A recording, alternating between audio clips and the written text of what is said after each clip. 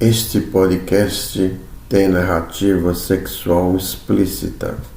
Se alguém for sensível a esse tipo de narrativa, recomendo não ouvir. Se for ouvir, ouça com fone de ouvido.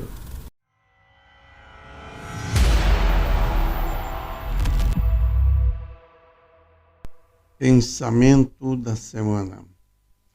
Que ninguém se engane. Só se consegue a simplicidade através de muito trabalho. Clarice Lispector.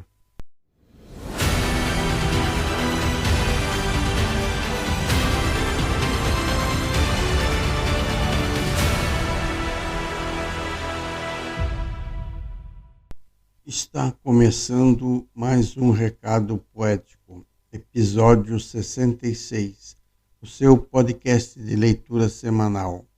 Lembrando que Recado Poético é impróprio para menores de 18 anos. Boa leitura.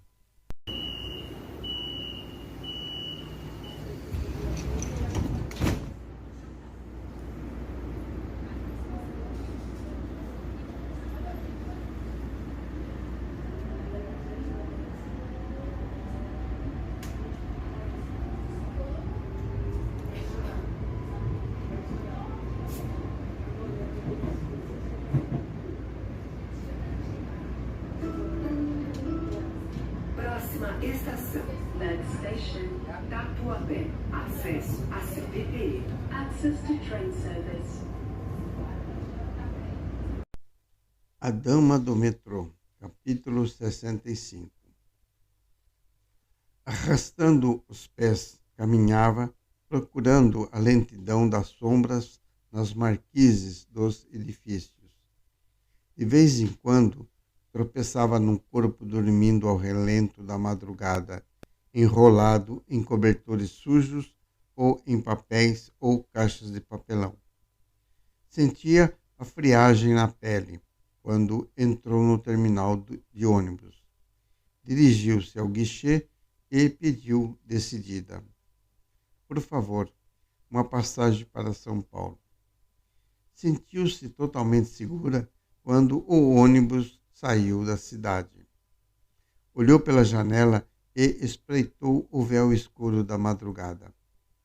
Uma vez ou outra surgia um ponto luminoso à distância, inundando aqueles momentos de liberdade. Encolheu-se nos braços de Morfeu, relembrando os últimos instantes da sua vida. Ao ouvir a porta da sala sendo fechada violentamente, Malu ainda ficou por alguns instantes chorando. Depois ergueu a cabeça, tendo em mente uma decisão firme, da qual ninguém a demoveria. Juntou suas coisas mais necessárias na mochila e saiu de casa, certa de não mais voltar. Perambulou pela cidade a tarde toda, sem saber o que e como fazer. Estava praticamente sem dinheiro. O que tinha não dava nem para uma passagem de ônibus. Ao virar a esquina da Matriz, viu RR na lanchonete, tomando uma coca. Não pensou duas vezes. Entrou na lanchonete e sentou-se ao lado do rapaz. RR muitas vezes rolou com ela no barracão da sua casa. Pagou muitos sorvetes. Provavelmente se lembraria e, quem sabe, poderia ajudá-la. Olá, disse, sentando-se no banco ao lado dele. RR olhou-a como se olhasse para um ponto desconhecido, pouco se importando quem seria a pessoa. Oi, não se lembra de mim? Nunca a vi mais gorda. Esperava por isso. No entanto, você me pagou muito sorvete, sabia? Eu duvido. Vou avivar tua memória. Diga-me, quantas vezes você rolou? Como é mesmo que você dizia? Ah, sim, magricela. O quê? Isso mesmo, a magricela sou eu. Caramba, menina, como você cresceu. Lembro que você era uma magricela, mas tinha um fogo. Ainda tenho. O que traz você aqui? Estou fugindo de casa. O quê? Meu pai descobriu o que eu faço no barracão. Estou precisando de um lugar para dormir essa noite. Será que você não tem um lugar na sua casa para que eu possa passar a noite? Em casa não tenho, mas podemos fazer algo diferente. O quê? Podemos curtir a noite e depois um hotel. O que acha? Eu pago tudo desde que você sabe o que fazíamos no barracão. Topo, mas vamos logo, que estou faminta. Pastorelli.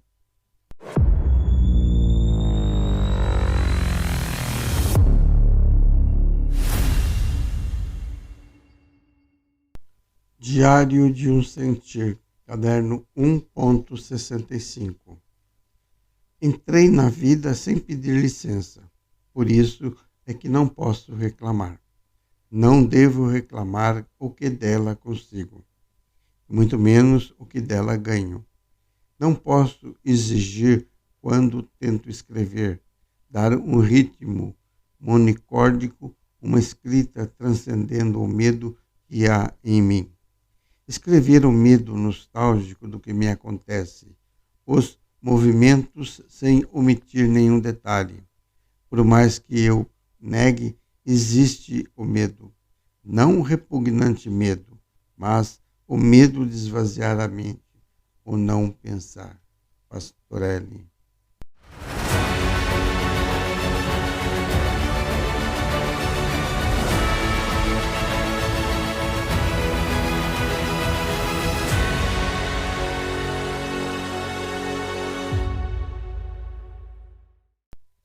Meia-noite e 45 minutos marcava o relógio do micro-ondas ao passar pela cozinha e pegar uma cerveja gelada e abrir a porta do quintal.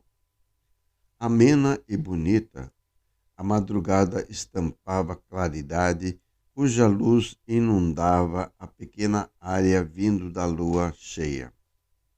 Deitou-se na rede, deixando as pernas para fora, com a ponta dos dedos tocando o chão, e com isso iniciou um lento vai e vem, expulsando o tédio.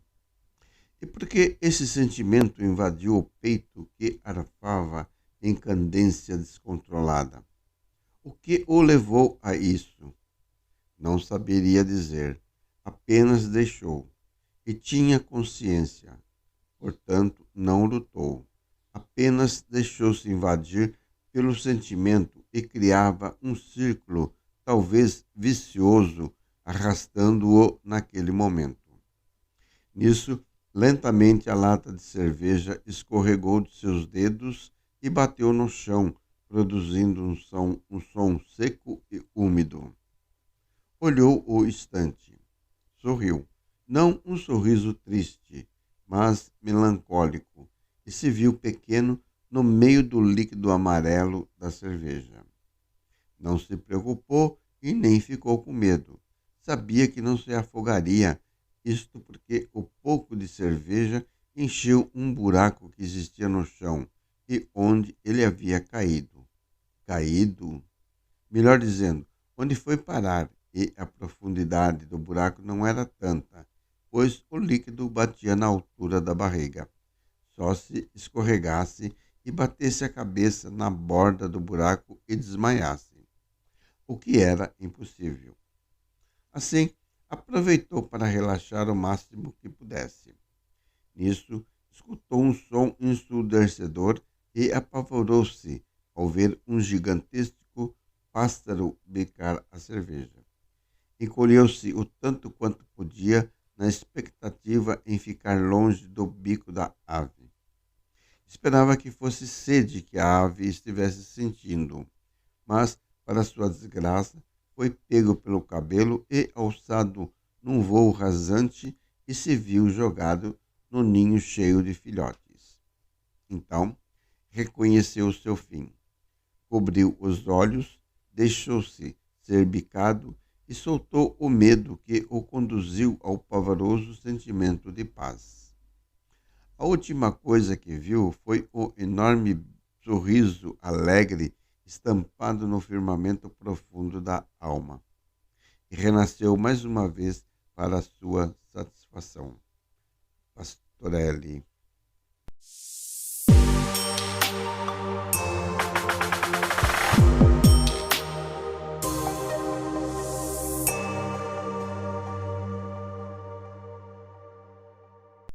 Carolina Maria de Jesus, parte 4, última parte, por Warley Souza. Aliás, Audálio Dantas, o jornalista que apresentou Carolina Maria de Jesus ao mundo, fez a seguinte declaração sobre isso. Abre aspas. A fome aparece no texto com uma frequência irritante. Personagem trágica e inarredável, tão grande e tão marcante que adquire cor na narrativa tragicamente poética de Carolina. Fecha aspas. E, por vivenciar a fome, a autora demonstra a consciência da desigualdade social quando critica o governo da época. Abre aspas. O que o senhor Juscelino Kubitschek tem de aproveitável é a voz. Parece um sabiá, e a sua voz é agradável aos ouvidos. E agora, o sabiá está residindo na gaiola de ouro que é o catete.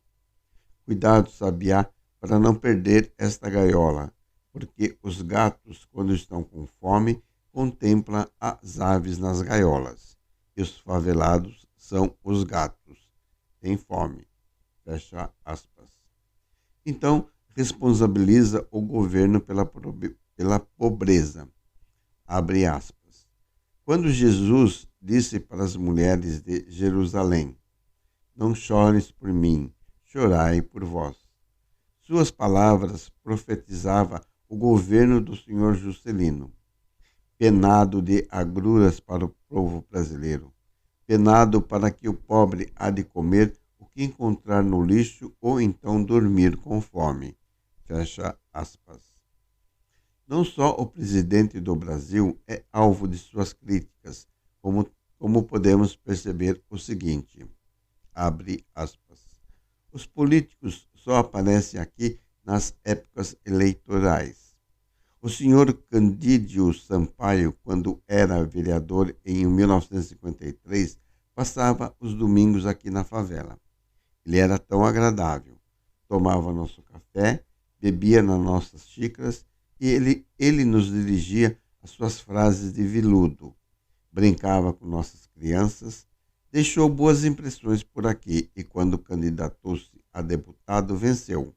Mas na Câmara dos Deputados não criou um projeto para beneficiar o favelado. Não nos visitou mais. Fecha aspas. Antes de sua consciência como mulher e favelada, ela também está atenta aos preconceitos e discriminação racial. Abre aspas. Eu estava pagando o sapateiro e conversando com um preto que estava lendo um jornal. Ele estava revoltado com um guarda civil que espancou um preto e amarrou numa árvore. O guarda civil é branco e há certos brancos que transformam preto em bode expiatório. Quem sabe se o guarda civil ignora que já foi extinta a escravidão e ainda estamos no regime da chibata? Fecha aspas. Quando vai buscar papéis oferecidos por uma senhora moradora de um prédio ao subir o elevador descalça no 6º andar, abre aspas. O senhor que penetrou no elevador olhou-me com repugnância.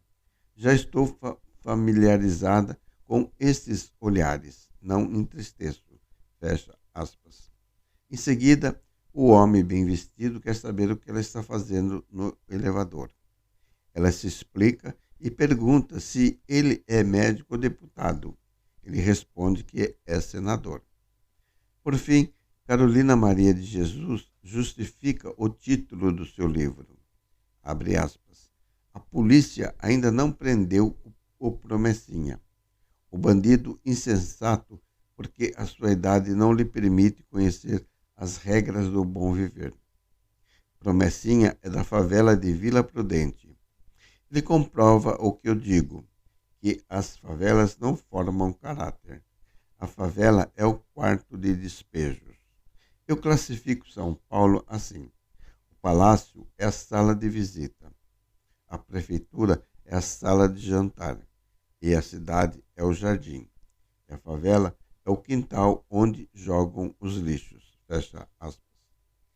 O livro Quarto de Despejo é marcado, como ficou claro, por uma visão bastante crítica da realidade.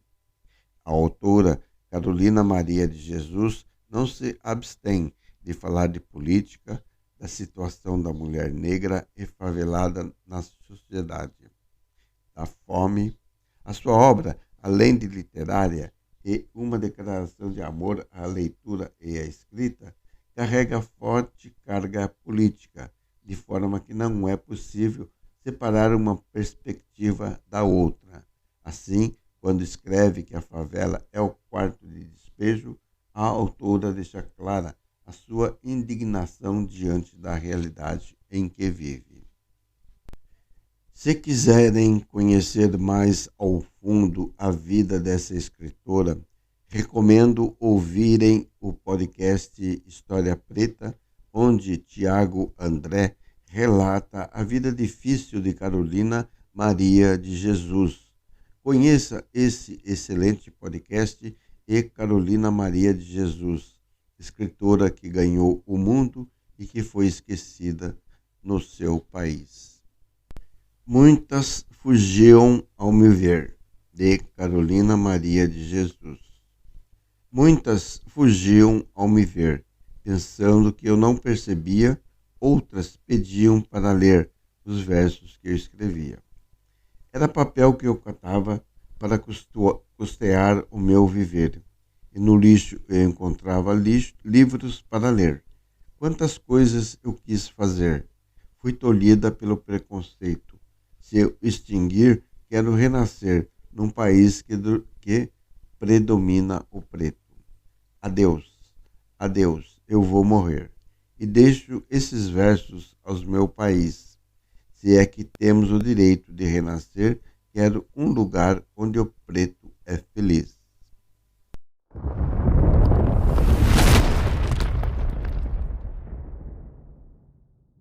Máquina, de Gilson Moraes.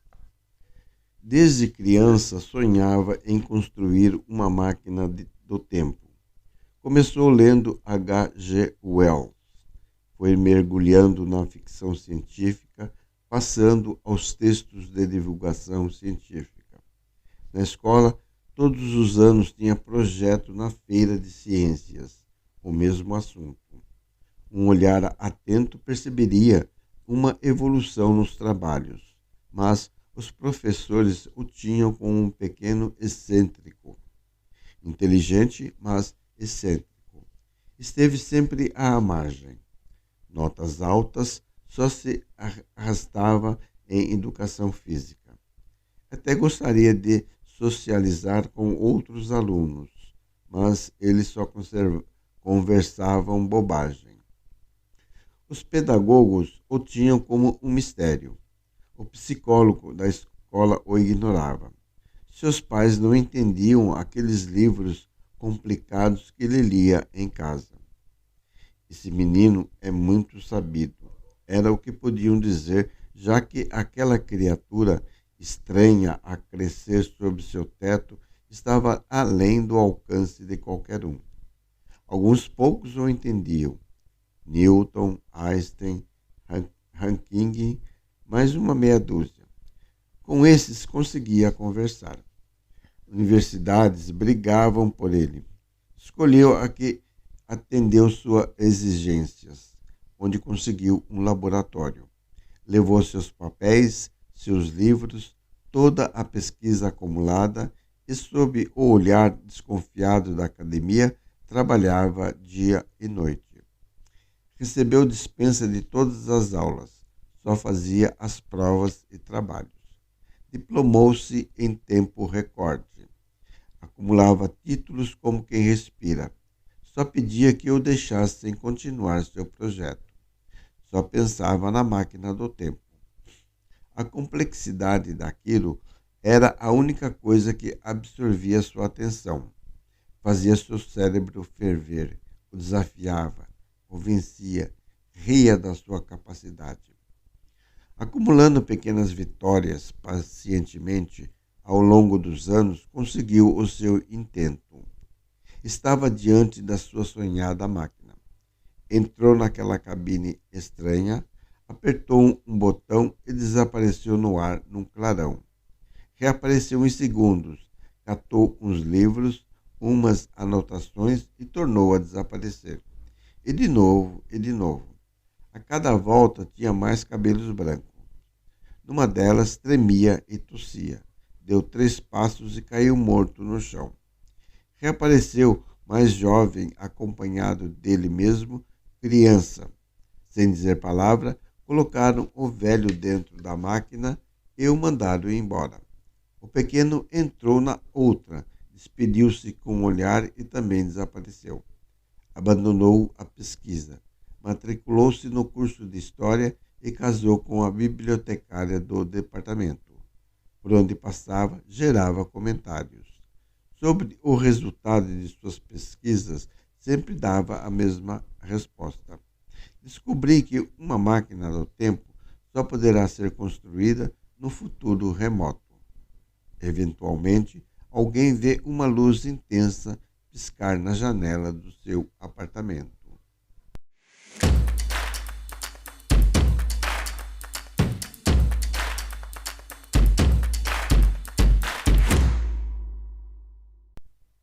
Podcast que ouço e que indico: A Voz do Reiki. Junte-se à Voz do Reiki com Walter Mitty, 2 décadas de experiências pessoais no reino de Usui. Semanalmente, novos temas, conceitos, meditação guiada, técnicas e práticas que respondem suas perguntas. Aqui se fala de forma leve e profunda, sem dogmas, sem mitos, sem mistérios, para alcançar a harmonia e promover consciência. A Voz do Reiki é a sua voz. Recomendo.